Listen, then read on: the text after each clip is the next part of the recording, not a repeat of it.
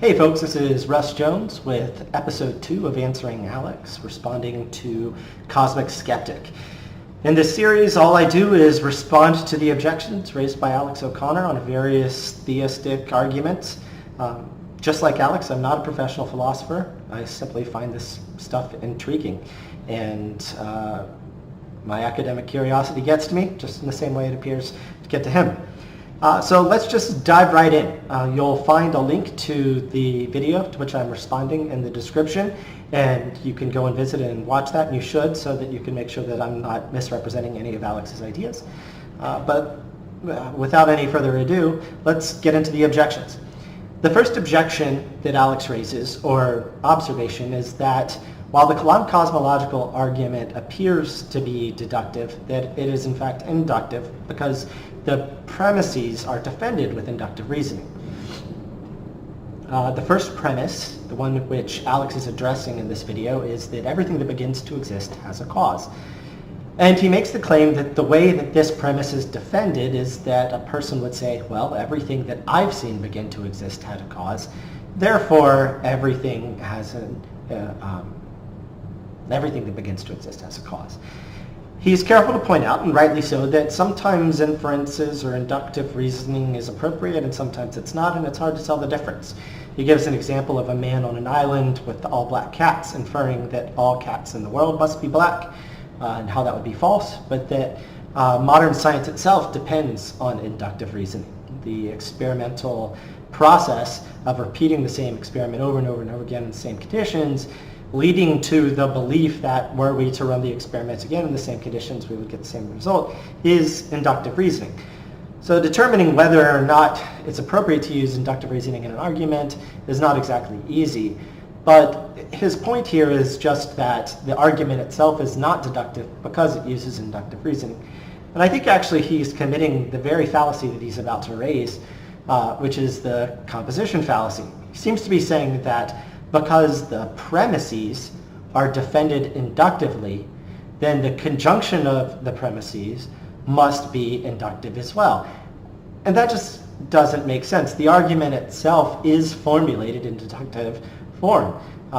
It doesn't make the claim that because we experience things a certain way, we can infer that that's how it's going to be. That would be just the single argument of everything begins to exist to have a cause. But once that premise is established through induction, it can become a part of a deductive argument. There's no problem there. But at any rate, I don't think that it stands as much of an objection either. I don't particularly care if it's inductive or deductive for the sake of argument, as long as it's valid and sound. That's all we really care about. So the first actual objection that Alex raises is what's called the composition fallacy. And he gives the famous example of a wall that's composed of bricks. And it is safe to say that if all the bricks are red, then the wall is red, but it's not safe to say if all the bricks are small, then the wall is small. And how do you know when the composition fallacy applies or not? And what he's trying to claim here is that whatever is true of all of the beginnings to exist in our universe might not be true of the universe as a whole, the composite. Well, first off, we could avoid this by just not thinking about universe in terms of a composite. We could instead think of it as a series of events, like a conjunction of one event and then the one before it and one before it and one before it, so on and so forth. And instead of looking at it as a whole composite, all we're asking is each step as we go back, was there a cause? And there always was a cause, and then we get to the Big Bang, or whatever you want to say is the start of our universe, and ask, well, why should we abandon the causal principle here? What's different about this situation that would make us abandon the causal principle? And in fact, here I would say that they would be committing the taxicab fallacy, which is where you arbitrarily decide to abandon a principle once it stops meeting your needs. But I think there's a bigger question here, which is whether or not the causal principle is a physical principle or a metaphysical principle? Does it apply only to things within the universe, or does it apply to all possible things? And I don't know why Alex doesn't interact with this question, because it's essential, but Craig certainly does. William Lane Craig, the largest proponent of the Kalam Cosmological argument, and he raises a couple of reasons why we should think that it is a metaphysical principle. The first comes from, he'll actually make this claim, the most successful ontological commitment in philosophy, which is ex nihilo nihil fit, which means out of nothing, nothing comes, which just at first glance, well, no matter how you look at it, it just seems obviously clear that if there is truly nothing, then nothing can happen, which means that if something did begin to exist, it would have to have a cause, because nothing could not produce it. Nothing doesn't have the property or the potential to create something. So that's the first argument that he might propose, but I think there's some other arguments that we might look at to show that it is a metaphysical principle. For example, I have thoughts that come into existence, and my thoughts are immaterial. They aren't composed of some sort of mental substance that we know of. So unless you accept some sort of radical interpretation of reduction of mind, where you might say that thoughts aren't real at all, they don't even happen, they're illusory, although an illusion itself is a thought, so that doesn't really work. Unless you adopt that principle, then you've got to say that even immaterial events that come into existence have a cause, which makes us begin to see that, yeah, everything, both material and non-material things that begin to exist, have a cause. So I think there's a strong argument to be made that this is a metaphysical principle, and thus it would apply to everything that begins to exist, regardless of whether it's a composite. So we can make the argument for premise one and the causal principle both internally, by not thinking of it as a composite, or externally by considering the causal principle as a metaphysical rather than physical principle. The second objection that he raises is that the universe can't come into existence or can't begin to exist because causes require time, and time itself began to exist. Well, I mean no disrespect here, but this is kind of causality 101. It is very well understood in the literature and maintained by, I don't know the percentages, but a good number of philosophers, that causality isn't necessarily existing of X before Y, that you can have simultaneous causation. Kant famously gave the example of a bowling ball or a heavy ball sitting on a pillow, and the ball putting the indentation into the pillow is simultaneous to one another. In fact, some philosophers believe that all causation is simultaneous. So this is why Craig actually gives a specific definition. Once again, it's so important to start with definitions, which Alex does not do. The definition of begins to exist, which William Lane Craig provides, is pretty simple. X begins to exist if it exists at time t, and there is no prior time at which X exists. That seems pretty straightforward. And that would cover both things that began to exist in time, that is to say, I pull a rabbit out of a hat and it exists now, but 5 minutes ago it wasn't in my hand, or something of that sort. But also, if time as we know it just came into existence, it too would have to have a cause, because there was no prior time to that point at which it also existed. So that's when it came into existence. So the argument here or objection here just kind of crumbles once you know the definition that's provided in the Kalam Cosmological argument for begins to exist. Now, here is where Alex raises what he thinks to be a very, very damning argument, which is that nothing, in fact, comes into existence. that everything is just a rearrangement of existing material.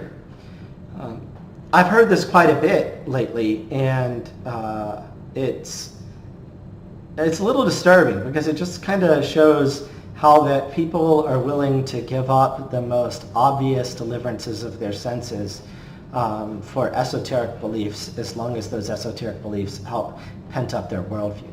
I mean, quite obviously, Alex himself came into existence. Alex is a person, and there was a time at which Alex did not exist. But he would say, well, wait, I didn't come into existence. I'm just a rearrangement of material.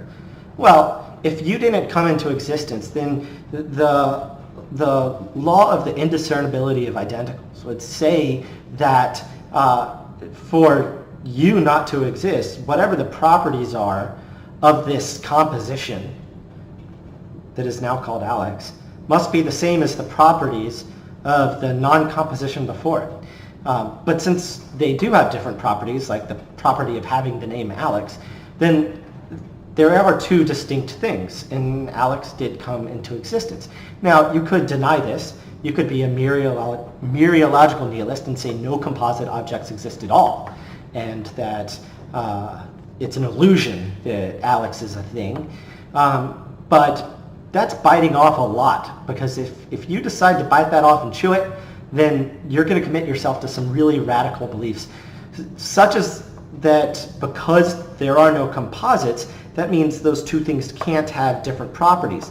And if they don't have different properties, like the property of deserving to live, then Alex couldn't make the case for why we shouldn't just go around killing everyone, because there's no real difference between them and the ashes that remain after we set them on fire. We're just rearranging existing material.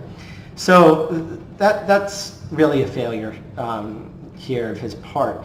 But what others might say, and I'm going to give Alex the benefit of the doubt, and maybe this is his interpretation, is that really what he's saying is that everything comes from pre-existing material. Sure, things come into existence, but they're all ex materia, and therefore we should say that all things that begin to exist have a material cause. But that too is false if we accept that thoughts come into existence. Like right now, I am thinking about this discussion that I'm having right now with you. And in this presentation, I'm having a series of thoughts, each one that's being generated by my brain. But the thought itself is immaterial. And that thought can lead to another thought, which would be some sort of immaterial causation. Now, you could deny that. There are certainly people who deny mental causation. But people will say that that's not possible. But you're going to have to defend that. You're going to have to show that mental causation is not possible. And I don't think you can really do that without begging the question in favor of naturalism or some sort of serious reductionism. So, at any rate, the argument that anything begins to exist has a cause still stands. And even if this objection is true, that everything begins to exist has a material cause that we've seen, that just deals with the inductive argument. It doesn't deal with the argument which I provided for why the causal principle might be metaphysical in nature. And if it is metaphysical in nature, then it would mean that it applies to things that are non-physical too. So while this objection might seem to be brilliant, it's been asked and answered time and time again in the literature, not just in YouTube videos. So hopefully now you'll see why it's just not that strong of an objection. And at any rate, I don't know why he thinks that it is just a defeater of the first premise. The next thing is that he starts to raise a question about the coherence of creatio ex nihilo. So the argument is that the theist who is pressing the argument of everything that begins to exist has a cause and saying that the universe has a cause has to defend creatio ex nihilo, which would mean that the universe came from absolutely nothing. And he argues that this is an incoherence. So the question is, and it's a valid one, does creatio ex nihilo violate ex nihilo nihil fit? Creation from nothing, does it violate out of nothing, nothing comes? And the fact is that it doesn't. So while Alex says, well, we don't have any examples of nothing causing something, he's completely right. Of course we don't. Nothing can't cause anything. But it is no position of the theist that nothing caused the universe. In fact, that's the whole point of the argument, is that the universe has a cause and it can't be nothing. So here's how it works. When we look at a cause, we see two things. We see an agent and we see a potential. So there's an agent there's agent causation, and then there's something that has the potential to turn into or become this thing that we exist. And most of the time, we think about this as creation, creatio ex materia, which is to say that, like, I am creating, like I'm, let's say, building a sandcastle. And so I am the agent, and the pre-existing sand is the material, which has the potential to become a sandcastle. Well, you're right in saying that there is no material anymore, but it doesn't follow that there is nothing with potential. The theist simply maintains that God is both the agent and has the potential to create. And that's it. There's no incoherence there. As long as we've satisfied both features of causation, which is that there's an agent of the cause and then there's something that has the potential to produce the effect, then we're good to go. So, these are all the objections that Alex has raised to premise one, and hopefully you could see that none of these objections really sticks. And if you really want to spend some time with the Kalam cosmological argument, you should actually read the literature on it. There's quite a bit, and I'm not going to pretend that my responses here even begin to cover all of the arguments in favor of premise one or premise two of the Kalam cosmological argument. But if I can watch this video while sitting in a parking lot 10 minutes ago and then come in here and respond to every objection just off the top of my head, it shows that perhaps Alex hasn't dealt with the literature the way he ought to. I don't mean any offense by it, but if Alex wants to step up and start making some bold claims, then he needs to really be prepared to defend them. Thanks. Bye.